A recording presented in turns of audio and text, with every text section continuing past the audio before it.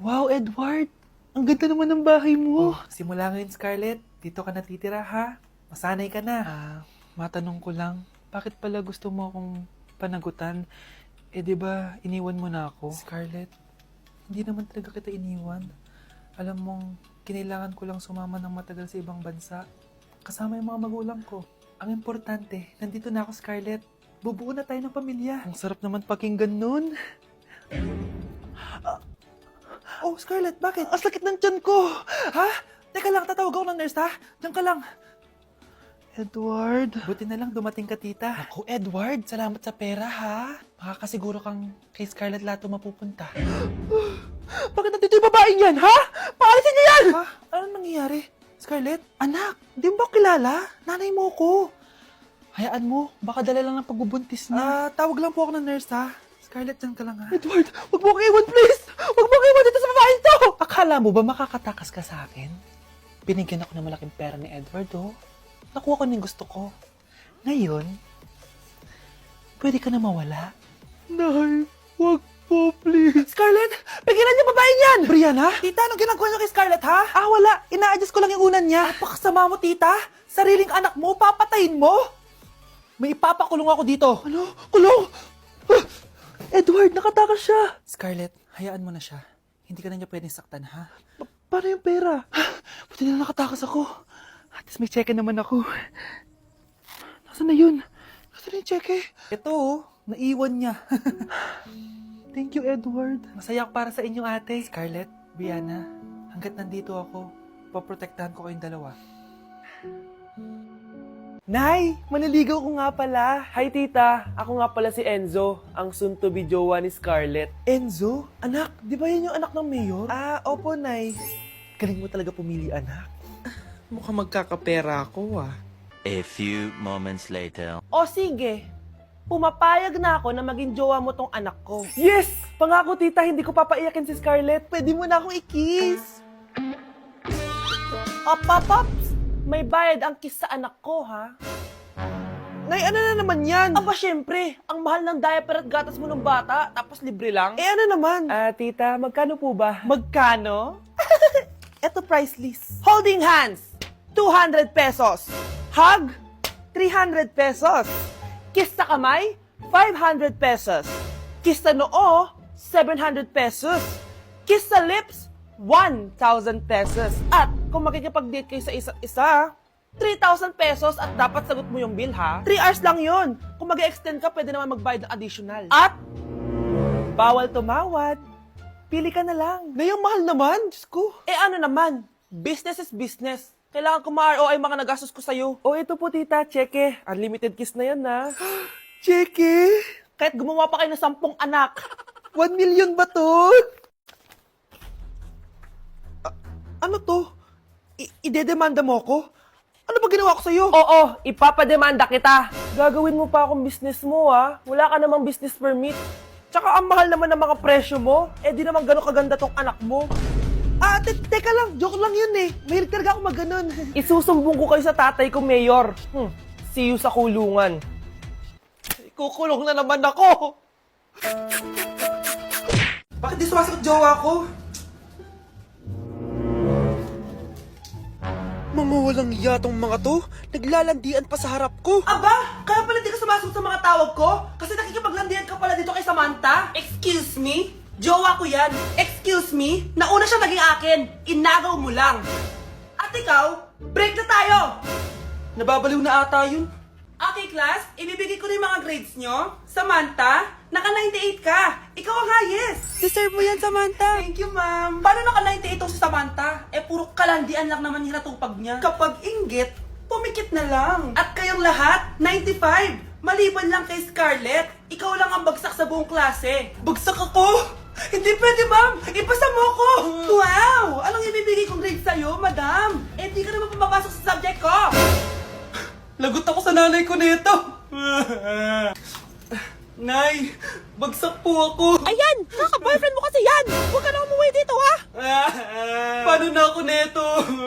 Miss, huwag kang gagalaw. Hold up to. Wala na bang mas mamalas pa sa araw na to? Akin na phone mo tsaka bag mo. Kuya, wag po.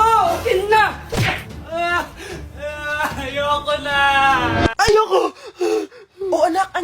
to? Nay, masamang panaginip lang. Ayan, hindi ka kasi nag-i-skincare bago matulog. Ganun pala yun, Nay. Oo, anak. Try mo tong overnight serum ng Garnier. May 10% pure vitamins ito so that you can #power through the night. Kaya goodbye na sa mga nightmares. Sige, Nay. Tatry ko. Grabe, ang fresh ko na naman. For sure, may in love na naman sa akin yung jowa ko. Oo, glowing ka nga, anak. Pero huwag ka ilusyonada kasi wala ka naman jowa. Grabe. Grabe ka, Nay. Wow, gising na siya. Ang pala mo nandito sa bahay. Nay, wag ganyan please. Alam mo, bilib din ako sa'yo eh. Wala na nga tayong makain, nagpabuntis ka pa. Buti pa yung anak ni Rosa, pag-aaral ang inatupag. Nakakawalang gana! Yan, umalis ka. Diyan ka magaling. Kasalanan mo to! Sinira mo yung future ko! Ate, please, tigilan mo yan. Walang kasalanan yung bata. Hindi! Dahil dito, galit sa akin si nanay. Kaya dapat mawala na to! Ate, wag! Ate! Anak, kain ka na. Nay, Sorry anak ha sa mga sinabi ko. Hayaan mo, babawi ako sa'yo ha. thank you, Nay. Nay, sumasakit yan ko. Nay. Oo, yung pinag-usapan natin ha. Hihintayin ko ng mga anak tong babaeng to. Pag nabigay ko na yung bata, ibigay mo na agad yung pera sa akin ha. Palak ibenta ni nanay yung anak ko. O anak, okay ka lang? Walang hiya ka, Nay! Ang sama mo! Akala ko, totoong nagbago ka na. Pera pa rin pala yung nasa utak mo. Abay, bakit? Wala ka nang pakinabang dito. At least yung anak mo, mapapakinabangan ko. Wala ka namang papakain dyan eh. Napakasama mo! Lalayas na ako sa impyernong to! Sige, lumayas ka. Sino tinakot mo? Tignan natin kung saan ka pupulutin. Hello, Bes. Hello, Bes. Kilala mo ba si Edward? Oo, Bes. Siya yung ama ng dinadala ko. Mayaman pala sila, Bes. Gusto kanyang makita kasi gusto niyang panagutan yung baby mo. Talaga? Oo, Bes. Ito na yun, Bes. Bes, hindi mo na kailangan magtiis na nanay mo. Hindi pwedeng anak ko lang ang makikinabang sa yaman ng lalaking yun. Dapat ako din. Dok, bakit ka meron neto, ha? Bakit may picture ka ng nawawala akong anak? Hindi mo ba talaga ako naaalala? Hindi. Sabihin mo sa akin, buhay pa ba ang anak ko? Umalis ka na. Marami pa akong gagawin. Buhay pa ba ang anak ko? Oo! Buhay na buhay ako! Ako ang anak mo na iniwan mo sa palengke dati! Nagtataka ka? Isa na akong trans ngayon. Alam mo, buti na lang, may mabait at mayamang pamilyang kumukup sa akin. Kaya maganda yung naging buhay ko. Tingnan mo, naging doktor pa ako. Kaya salamat sa'yo at iniwan mo ko. Anak, hinanap kita. Umasa ako na babalik ka. Hindi na importante yan. Ayaw na kita makita at hindi na kita kailangan. Kaya umalis ka na! Hello po. Kamusta po yung pasyente? Dok, si nanay naman yung nagkasakit. Kamusta na siya? Okay naman. Sa iba ko na lang siya ipapaasikaso, ha? Anak? Anak, please! Bakit anak tawag mo sa kanya, Nay? Sure ka ba na habang buhay ka magagalit sa nanay mo? Nakita ko results niya kanina. Anytime, pwede siya mawala. Magpapahangin lang ako. Nasaan na sila? Hello, nurse? Nasaan yung pasyente dito sa room 214? Anak? Ako ba hanap mo? Nay, akala ko may masamang nangyari na sa'yo. Anak, hindi na kita iiwan. Good news! False alarm lang pala yung nakita namin results sa nanay mo. Ibig sabihin, magiging okay siya. Salamat naman. Nay, ayoko na mawala ka sa akin, ha? Yay! May ate na ako! Anak, magpagaling ka lang, ha? Nay, ayoko na dito sa ospital. Ang daming may sakit. Kailangan mo nang gumaling, Scarlett, para makapag-date na tayo ulit. Oo, babe. Magpapagaling ako. Hello. Kamusta na po siya? Doc. Okay naman po siya. Pwede na po ba kami lumabas ng hospital? May bad news ako sa inyo. Nay, bad news daw. Hindi naging maganda yung mga resulta ni Scarlett. 3 araw na lang siyang mabubuhay. Hindi pwede. Ayoko! Ha? Mamamatay na ako! Huwag mo sabihin yun, Scarlett. Magpapakasal pa tayo, di ba? Magkakaanak pa tayo, di ba? Hindi ka mamamatay, anak. Gagawan ko ng paraan. Hindi pwede mamatay anak ko. Hindi pwede mamatay anak ko. Tita, una na po muna ako. Gabi na rin po eh. Sige po. Wala na akong choice. Kailangan kong gawin to. Para sa'yo, anak. O anak, kainin mo muna to para gumaling ka na. Sige po, Nay. Sarap. Kain ka lang, anak, ha? Hello. Kamusta siya? Dok, parang lumakas ako ngayon. Talaga, anak? Malakas ka na? May good news ako sa inyo. Naging okay lahat ng results ni Scarlett. Grabe, parang himala. Pwede na kayong lumabas dito sa hospital. Makakalabas na tayo ng hospital, Nay! Oo, anak!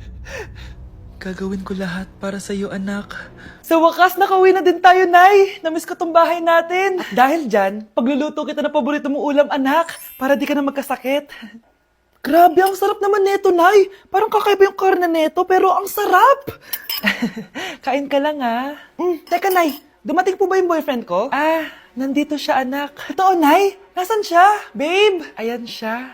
Kinakain mo.